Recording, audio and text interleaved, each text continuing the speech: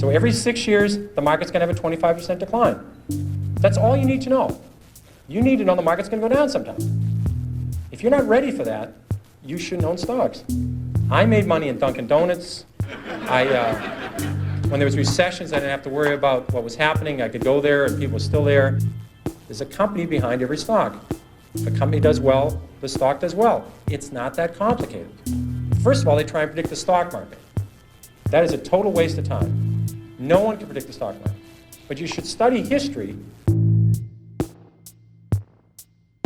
Avoid long shots. I bought about 30 long shots in my life. The ones that are really bad are what we call whisper stocks. And somebody calls you up and say, "Hi, Peter. How's Carolyn? How are the kids? And I'd like to talk to you about International Blivet." And they're about the earnings. Earnings going to be very. They're going to be big, small. $3, $1 share. And they keep whispering. They say, "What are you talking about? I don't understand it."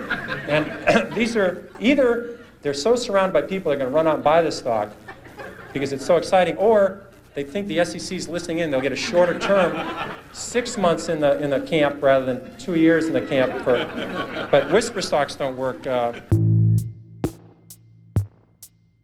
And then I want to conclude with there's always something to worry about. If you own stocks, there's always something to worry about. You can't get away from it. In the early 50s, they said we're going to go right back into a depression. People worried about a depression in the 50s, and they worried about nuclear war. In the 50s, people wouldn't buy stocks, except for the 80s. The 50s was the best decade this century of the stock market.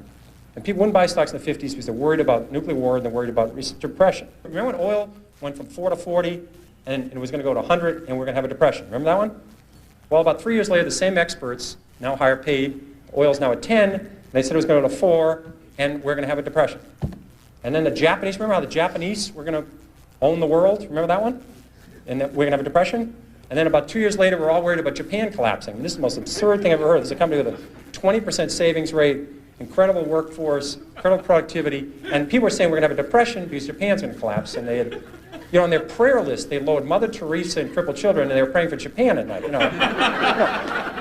It's unbelievable. I mean, so there's always something to worry about, and the key organ in your body in the stock market is your stomach. It's not the brain.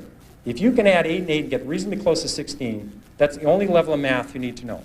You don't know to need the area under the curve. Remember that quadratic equation and an integral calculus and the area under the curve? I mean, whoever cared what was under the damn curve? I mean, but you had to study this. You don't need this in the stock market. So all you have to know is you're going to see it's always going to be scary. There's going to be always something to worry about. And you just have to forget all about it. Cut it all out and own good companies or own turnarounds. Study them and you'll do well. And that's all there is, and I'm ready for questions. Okay.